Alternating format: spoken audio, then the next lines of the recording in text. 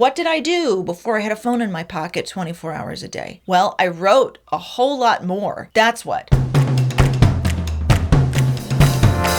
Hey there, bonjour, and welcome to Music Theater Sound Lab, where we talk about all facets of writing and producing great theater music like a music producer. I'm Joanna Burns. I'm a composer, singer-songwriter, and sometime actor, full-time lover of puzzles, sketch comedy, and Madeline Kahn. Today, I want to talk to you about writing musicals in, shall we say, less than perfect circumstances, though I know when are we not, right? You know theater people. We love a good challenge. Like Lin-Manuel writing Hamilton while he was performing In the Heights. Oh my God. Let's dive in. Look, I know I haven't let you in on my life too much up to this point. So far, we've mostly kept it business, but today all that changes. Okay, so let me tell you about my current situation. Back in November of 2022, my partner and I sold our first home, where we lived together for 8 years, and we moved into her sweet 91-year-old grandmother's 2-bedroom condo to help take care of her. Now, this is a mutually beneficial arrangement for sure, because she really can't live alone at this point, and we get to save some money and ride out whatever this insane housing market is doing for a little while. But while dear sweet Gam, that's what we call her, needs to spend most of her time in bed, aside from this shared common space that we have, we are now also living in essentially a single bedroom, with most of our worldly possessions locked away in a storage unit. And our day jobs have us working in this space as well. So we just really don't get out a lot right now. In the end, of course, it's all good. Listen, please understand, I am counting my blessings every day. But as you might imagine, it's just not ideal in the department of creating an artistic space or generating noise, for that matter. My partner Amanda is also a singer-songwriter and all-around creative. So the question then becomes, among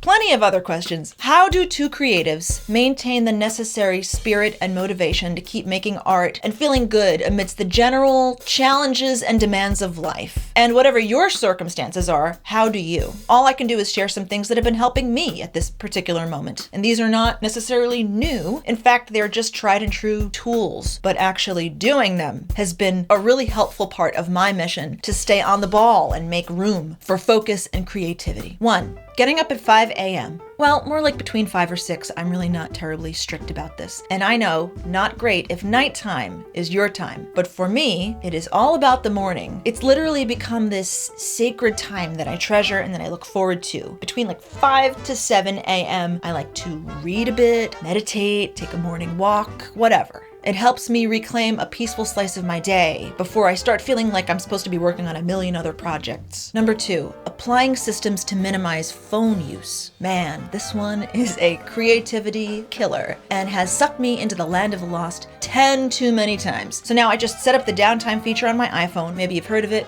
New to me. From 9 p.m. to 9 a.m. and then I limit my socials to 1 hour per day.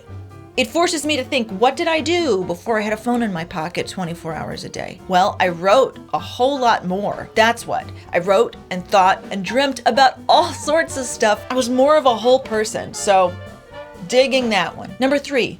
Sticking to one main project per day. A couple of months ago, I decided that if I was going to complete a project, I needed to touch it every single day. And while that's not necessarily incorrect, it's also not fully true, because my days ended up being split into these little 30 to 60 minute increments that never really allowed me to get into a flow, and honestly started to drive me insane. So now I choose 1, maybe 2 projects per day, divided by some contrasting event, whether that be a meal or a chore or a home life obligation or an afternoon walk, which brings me to number 4, afternoon walks. I've been doing this for over 2 years now. It clears my head and gives me a dose of sun and fresh air and vitamin D. I will say, as a composer, it's very easy to never see the light of day. I could work indoors from sun up until sundown, and I know that I'm not the only one. A favorite pastime of lots of composers that I look up to is to take walks. Are you a composer who takes walks? Because if so, we are apparently in good company. Number 5, journaling. I know I mentioned journaling before, but I want to dig in slightly deeper on this. Art is obviously a place for expression, but not all expression needs to go into art. Journaling in the morning helps me get out all the crap that I don't necessarily want to sing about. It can actually help me get to the things that I do want to say, because by that point, all that useless stuff plugging up my brain has had a place to go. Sometimes it could be a paragraph, sometimes it's 2 pages, doesn't matter, but it's the act of doing it that helps. Number 6, planning creative time. When I say planning, I mean just like you would for a meeting for your job or lunch with a friend. I put these creative blocks into my schedule, in my actual calendar. Since I am, at heart, an obedient person, oh God, I tell myself to show up at this appointed time and work on a particular task. And I do it. There's a personality hack for you. Joking aside though, it's really just about prioritizing the work that's important to you, making space for it. So those are just a few things that I'm personally doing these days to carve out creative space. Let it be known, I love my partner Amanda. I love GAM, and I'm very grateful every day for this wild chapter of our lives.